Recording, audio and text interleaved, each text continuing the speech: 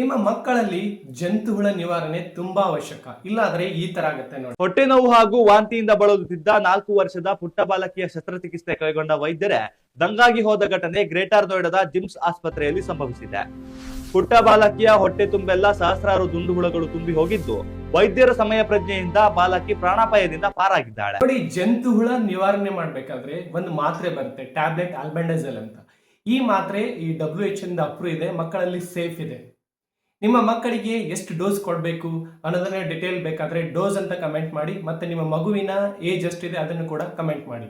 ಇದ್ರ ಜೊತೆಗೆ ನಿಮ್ಮ ಮಕ್ಕಳಿಗೆ ಆಹಾರ ಕೊಡ್ತೀರಾ, ಆಹಾರ ತುಂಬಾ ಶುದ್ಧವಾಗಿರಬೇಕು. ಅವರು ಊಟಕ್ಕಿಂತ ಮೊದಲು ಮತ್ತು ಶೌಚಾಲಯಕ್ಕೆ ಹೋದ್ಮೇಲೆ ಅವ್ರ ಕೈಗಳನ್ನ ಶುದ್ಧವಾಗಿ ತೊಳಿಬೇಕು.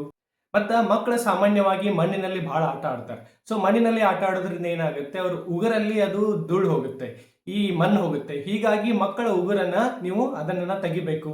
ಇದು ಸಾಮಾನ್ಯವಾಗಿ ಬರೋದು ಕಲುಷಿತವಾದ ನೀರು ಮತ್ತು ಆಹಾರದಿಂದ. ಹೀಗಾಗಿ ನಿಮ್ಮ ಮಕ್ಕಳಿಗೆ ನೀವು ಹಣ್ಣುಗಳನ್ನ ಏನ್ ನೀಡ್ತೀರಾ, ಆಹಾರನ್ನ ಏನ್ ನೀಡ್ತೀರಾ, ಅದು ತುಂಬಾ ಶುದ್ಧವಾಗಿರಬೇಕು.